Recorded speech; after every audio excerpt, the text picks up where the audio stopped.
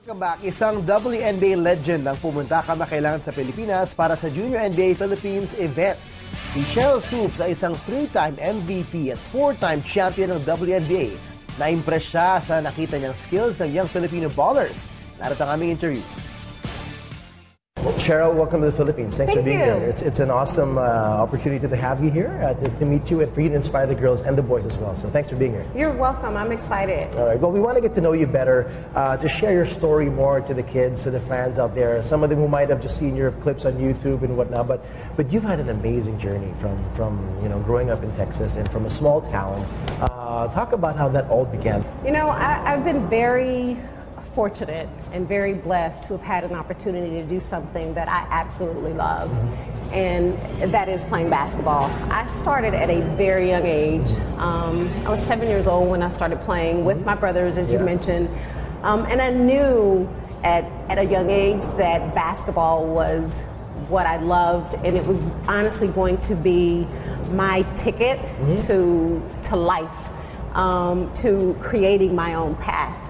And for me to have an opportunity to come here and be a part of the Junior NBA Philippines National Training Camp and just share a little bit of my knowledge and my experience and my stories, it's so amazing to me how, although we're from different worlds, but there's so many similarities. For me, basketball was all about helping me with my confidence and my self-esteem and just teaching me how to respect different people.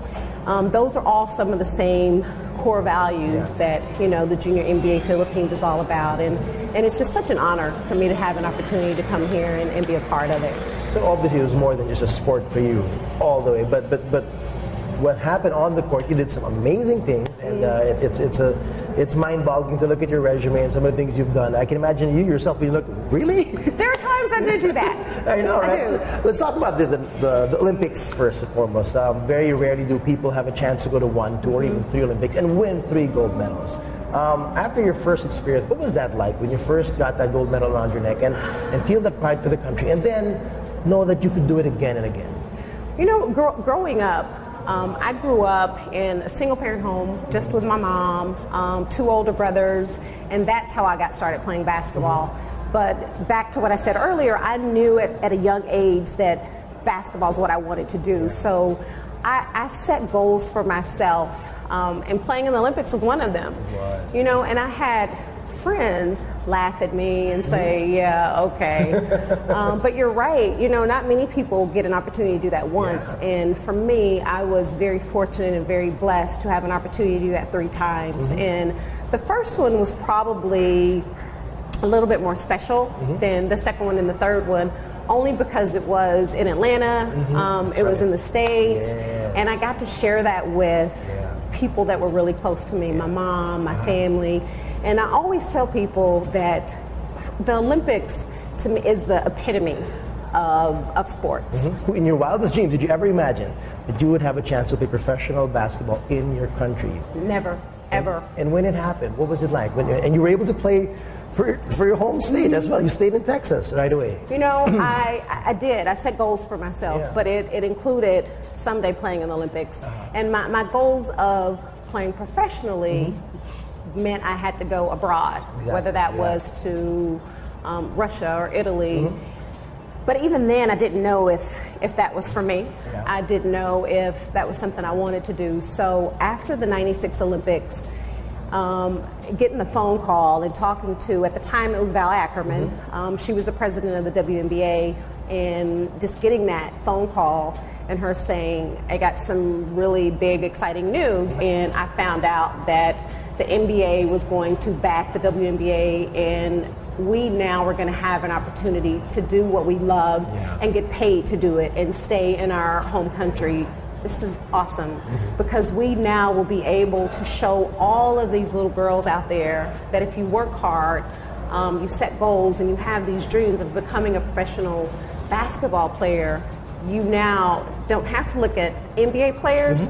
You can look at WNBA players and say, I someday want to not be like that person, but I want to be doing the same thing that that person is doing. And not only for myself, we all took that as a personal challenge to really make the WNBA be successful and be around. Amazing. And looking back at that career, on the court, the 4 titles at Houston, the MVPs, the Defensive Player of the Years. I appreciate that. I mean, it's rare that you have an MVP win the same amount of Defensive Player of the Years. Tell us more about that willingness, that drive to be a complete player. I'm so glad you brought that up, because I argue with people, because in my opinion, MVP is obviously the most valuable player, but I think it should be a player that plays both ends of the floor. I don't think it's always that way, but I think it should be. I agree. For me, I have always taken pride in being a complete player. I always accepted the challenge of having to be able to defend the other team's best player. And my mindset has always been, everyone's going to miss shots, right? You're not going to always have a perfect game shooting the basketball, but there's no excuse to not play defense. I just took a lot of pride in being the best all-around complete player that I could be. Awesome. Well, you've broken barriers, you've broken boundaries.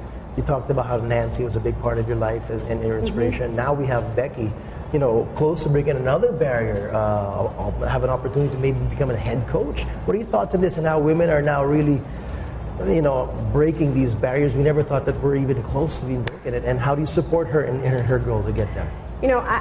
I've been very fortunate to have had an opportunity to be around some incredible pioneers of the game, and I think what Becky Hammon has done, and I say in her short career, has been remarkable. Had an opportunity to play against her, so I know the type of competitor she is. I know how smart she is. I know what she brings to the game. The way I look at it is, it's basketball. It's not about a female coach versus a male coach. If you know basketball and you know the game, and you're very capable of teaching the game and coaching the game and gaining the respect from who you're coaching, I don't see why she shouldn't get that opportunity. But as you said, Nancy Lieberman, I think, is another one that was a huge role model for me. Just admired who she was, what she represented, and anything is possible. All right, I want to bring it back to what's happening today in this, last few weeks. Your hometown, your home team, Houston Rockets, are now getting close to getting back in the finals. Your thoughts on cheering for them, and how you want them to get there, and your thoughts if they can make it. Let's see how far they can go. But You're going to put me on the spot, huh? Not necessarily a prediction, but how ready you think are they to grab this opportunity and beat the defending champs? What I will tell you is, I know the city of Houston is on cloud 9. Just the fact that the Rockets are playing so well. They're in the Western Conference Finals, and I think they're very confident that they can win it. Having been a part of a team that won 4 championships in a row, I also know how difficult that is to dethrone the champs. An existing champ. And I'm a huge. I don't have a team. I just appreciate good basketball. I'm a huge fan of the way Golden State plays, a huge fan of KD, Steph, Clay, Draymond, but I'm also a huge fan of how the Rockets play. What I think is they both play very similar. So it just kind of depends on, my opinion, who's going to come out and play better defense versus the offense. Because both teams are very capable of scoring. It's about championship defense, right? Well, it is. Back here, what's your message? I mean, you only have a handful of kids here who you will see personally, but at least now we have a chance to share your message to everybody out there. One thing that I do see is myself, as I said before, and it just does my heart so much good to see all the young ladies that are here, and the young men too. But there are so many opportunities that the boys have that girls don't necessarily have. So to be a part of the Junior NBA program and being here in the Philippines and getting an opportunity to just work with them for a few days, what I said to them was, you're here for a reason. Don't be afraid to fail, and that's in life. Don't be afraid to make mistakes, because that's how you get better. That's how you grow. The fact that they have this opportunity and they have so many people here that want to see them succeed and want to see them do well, I think it's absolutely amazing. I can tell you, I felt like I'm at home. Thank you for your presence. Thank you for your inspiration, and thank you for the lessons that you will impart on these young girls and boys. And enjoy the rest of your stay. Thanks, Thank you so much for having me. Thank you. You're welcome. Hey everybody, this is Anton Rojas. For more sports updates, keep watching The Score and make sure to subscribe to our YouTube channel. That's ABS-CBN Sports and Action.